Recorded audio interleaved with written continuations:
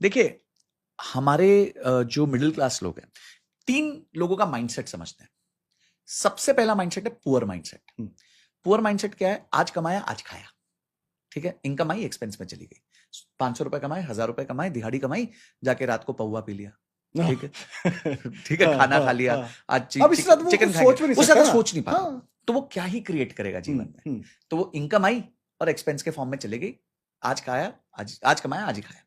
फिर आता है मिडिल क्लास। मिडिल क्लास क्या करता है? मिडिल क्लास इनकम आई, उस इनकम से लायबिलिटी खरीद लेता है।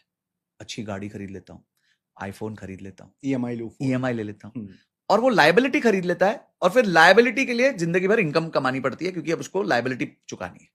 तो इससे भी वेल्थ क्रिएट नहीं होती।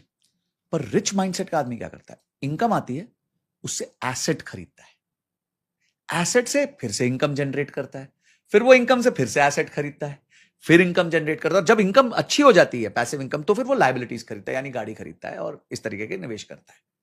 ठीक है? या रूल बेस्ड खरीदता है। अगर 100 रुपए की इनकम होगी तो सिर्फ 5 रुपए से खर्चा करेगा। जैसे मारवाड़ी कहते हैं ना कि अगर तुम्हारी औकात गाड़ी की है तो उस टाइम पे साइकिल ले लो। ठीक है? तो आप क्या कह रहे हो कि आपकी वैल्यू क्या है कि आप गाड़ी ले सकते हो, पर आप साइकिल ले रहे हो।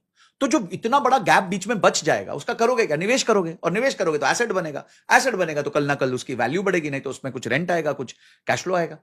तो जो रिच माइंडसेट है ना, वो अपनी इनकम से पहले एसेट बनाता है, और जो पुअर माइंडसेट है वो इनकम से खर्चा करता है, और जो मिडिल क्लास माइंडसेट है वो इनकम से पहले लायबिलिटीज उठा लेता है। बस इतना ही फर्क है। इतना ही फर्क है कि टॉप 1% अपना पैसा कैसे मैनेज करता है। ओके, और what is the difference between rich and wealthy? देखिए, रिच और वेल्दी में सबसे बड़ा डिफरेंस ये है कि रिच की ना कोई सीमा नहीं है। रिच अंबानी साहब भी कह सकते हैं कि भाई मेरे से ऊपर इलॉन मस्क है।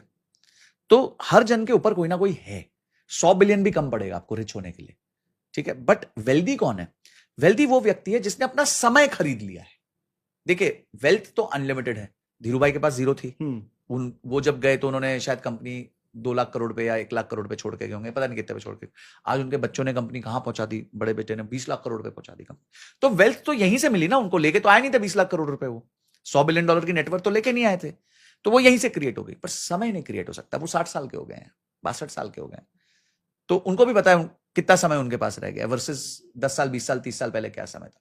तो जो व्यक्ति अपना समय खरीद सकता है, यानी कि उसके पास इतनी इनकम है कि उसके खर्चों के लिए उसको काम ना करना पड़े, ठीक है, मेहनत ना करनी पड़े, ऐसा व्यक्ति वेल्दी कहलाता है। परफेक्ट। ओके, सो मैं अभी समय से ही पूछता हूं आपसे, बिकॉज कहीं ना कहीं टाइम की सबसे ज्यादा वैल्यू है। और आने वाला जो टाइम है ना, मुझे लगता है कि करेंसी का जो फेस है वो भी चेंज हो जाएगा। ठीक है, अब वो कैसे होगा वो इस सवाल में है। इंडिया का फ्यूचर क्या